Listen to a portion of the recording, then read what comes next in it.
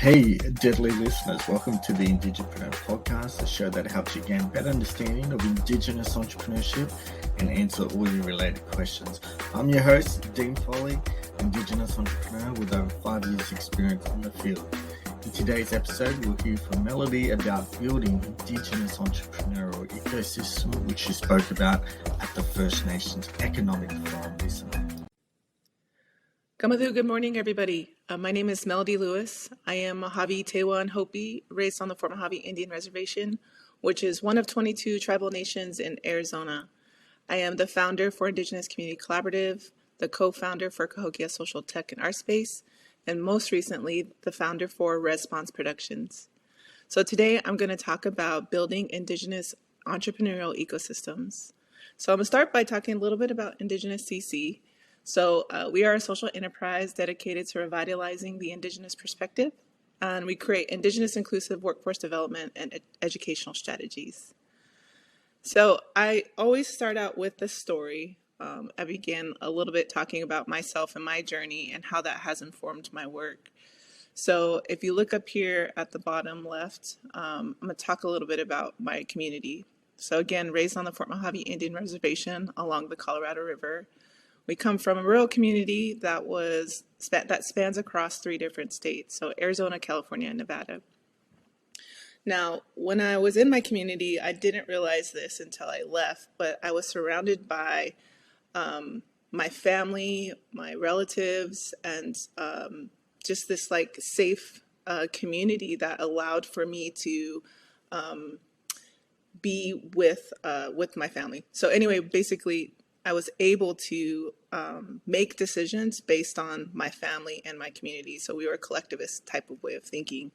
Again, I didn't realize that until I left my community. So when I was younger, I left because I had a basketball scholarship and went to the college, and I could quickly realize when I walked into that space that I was the only Native in that space.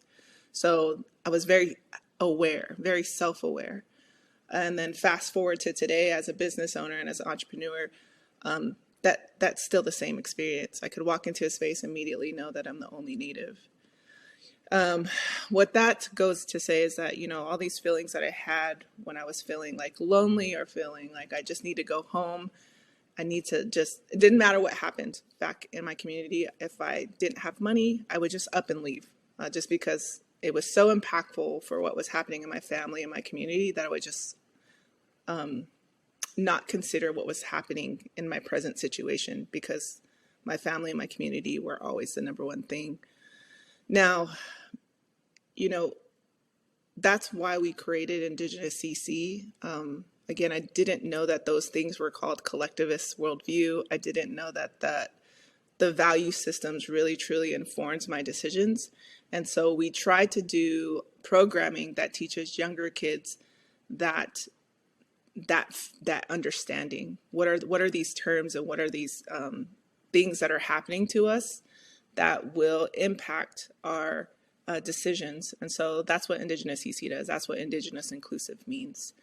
Now, recently we were able to get a space. So if you look over here to your far right on this slide, we were able to get a brick and mortar. I met Indigenous Community Collaborative, who is, if you look there on the top middle there, there's Unique, Sean Kwani, Brian Skeet, and Dustin Lopez. And then there's my partner in crime, Turquoise. So there we met and we kind of talked about, what we were trying to do in our respective scopes of work. Indigi Design Collab does things in design, everything in design and creative arts. And I said, whatever you guys are doing is what we want to do.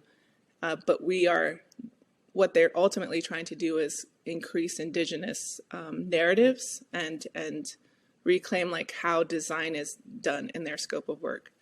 So now we have together formed a space called Cahokia Social Tech and Art Space. And for those of you that aren't familiar with the name Cahokia, Cahokia was a place that existed before Columbus here in the United States. And what we refer to as Turtle Island. And it was a place where Indigenous people would meet to create, innovate, and exchange ideas. So we called our place that because we want it to be the modern day version where Indigenous people meet to create, innovate, and exchange ideas. So we are a platform that launches ideas for creatives and social entrepreneurs that are Indigenous. And so we're located in Arizona in downtown Phoenix. And what we've learned in this space is that we have an opportunity to increase Indigenous representation, to reclaim our narrative, to give voice to those that don't necessarily have access, nor do they have a place to do it where they feel culturally safe. And just so happens where we're located at, Arizona has the #1 largest urban Native population in the United States. But again, we are not at the table where these programs are being offered, or they don't make sense, right? So I think we have such a great opportunity to cultivate and build a workforce that's specific to entrepreneurs. So I'm going to talk a little bit more about the things and lessons that we've learned. Oh, let me go back. So the first thing I think that makes us stand out, so Indigenous Community Collaborative does specifically collaborative work, 100% collaboration. We're intentional with building bridges to understand what we refer to as two different worldviews. You heard me speak earlier about being from a collectivist mindset, meaning that, all my decisions are based because of my family and my community. But here in, like the city or in the state side, that's not how it is. It's very individualistic. So there's a contrast that's happening that's not making sense. And so we're trying to align and use Indigenous identity as the foundation for our collaborative work. And so that's why we talk about revitalizing the Indigenous perspective. So in Indigenous CC as a collaborative, we have Turquoise Sky Devereaux, who's got a master's in social work. We have Adon Madrigal, who is an expert in nonprofit and multimedia strategies. Myself, who's specifically in workforce development and economic development. And then I have Josie Ruiz, who's online social media strategy. Now, all four of us are each our own individual consultants. So that allows for us to be very autonomous, but also bring to the table our skill sets and our strengths. And together, we do the work. So I think what makes our collaboration so successful is because we all have the same values and the same mission to want to uplift Indigenous voices. So it makes work so much easier.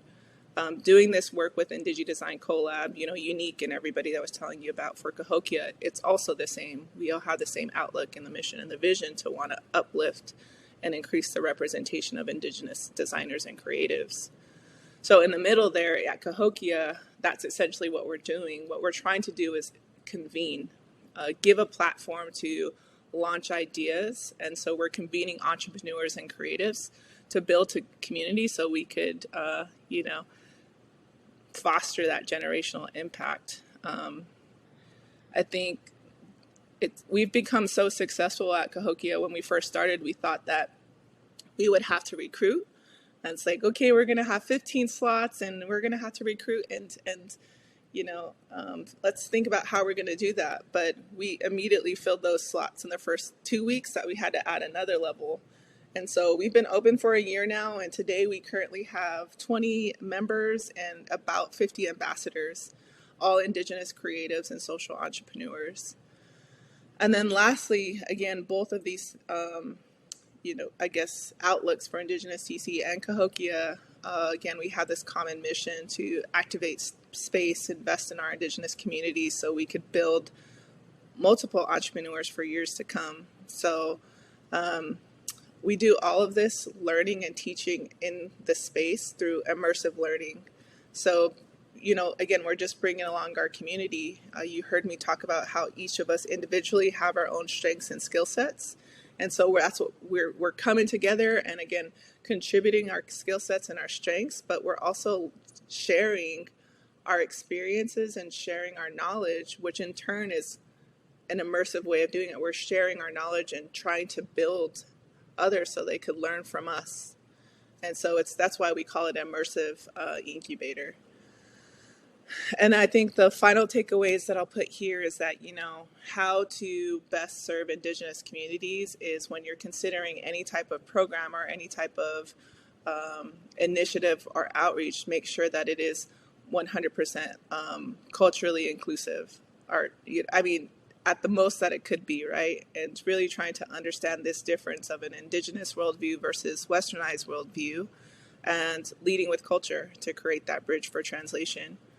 A second thing I would recommend is, for us, fortunately for Cahokia, we're able to create a space where it's 100% community led. So every decision that happens in the space is a result of the community. We meet every week and we talk about programs and ideas and initiatives and partners that we want to collaborate that ultimately have the same outlook as we do. And that allows for us, again, to convene and drive a community of entrepreneurs. And then lastly, you heard me say it a few times, but value alignment is quite key. Allowing for access and culturally safe spaces to collaborate that is value aligned will allow for, some really great things to come out of whatever you create. And then the last thing I think I would like to leave everybody with is talking about the future of entrepreneurship. I'm in my 30s now, and thinking about the folks that are coming into our community and wanting to collaborate. There's a very different perspective from generation to generation. What I remember my parents wanting to do was a lot around, hey, you make sure you retire, you make sure that you have a savings, all of these things that for me, it's not, I don't think about retirement. I think mostly about like, do I have a work-life balance? Can I work from home? Like those things are important to me. And then now that I'm seeing a younger generation that also has a very different perspective than I do, and just knowing that we are now living in a world that access to innovative approaches to entrepreneurship. I now consider entrepreneurship as its own workforce, because we have social media and all these different technologies that allow for us to think very differently. And so working from home is a thing. Being a social media influencer is a career. We are living in a gig economy where there's a lot of work that different companies need that don't necessarily require you to be in an office. So there is a generational perspective of the meaning of work, and I think workplaces need to evolve and shift now. You see me put there indigenize. Again, you heard me talk about these two different worldviews and mindsets, and what we try to do is indigenize every single approach that we have, and teaching younger generations and non-Indigenous folks what that exactly means. One of the biggest examples I use for my youth is to talk about, we're raised and we're taught, and it's our responsibility to take care of our elders.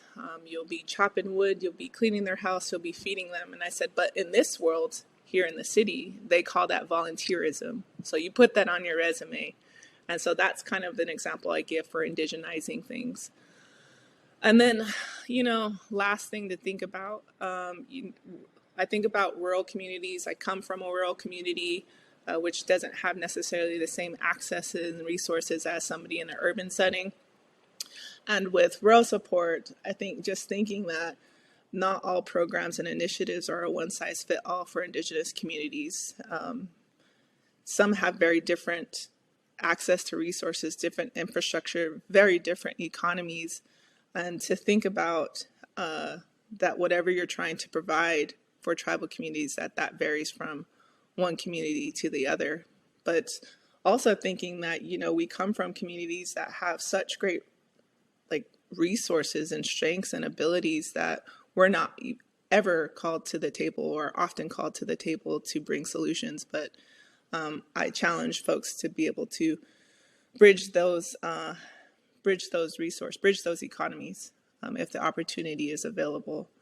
And then last but not least, I'll talk about shifting beyond conventional solutions. I'm an entrepreneur. I go in to support corporations and support businesses that doesn't have the ability, or that I could provide a solution that's beyond it. So we, as a collective, bid for projects to create foundational programs for companies, and then they continue to run them from on. So entrepreneurs as a service-based consultant, I think just thinking beyond that, there's different mechanisms to utilize the entrepreneurial workforce. That's not necessarily a 9 to 5 that could come in and do project-based initiatives. So thinking beyond conventional solutions is something I challenge folks to think about. So that's all I have for today. I hope this was helpful information. So make sure that you guys follow us on all of our social media platforms. We have a YouTube channel called Response Roundtable, but you can find us at Indigenous CC or at Cahokia PHX. Thank you, and y'all have a great day.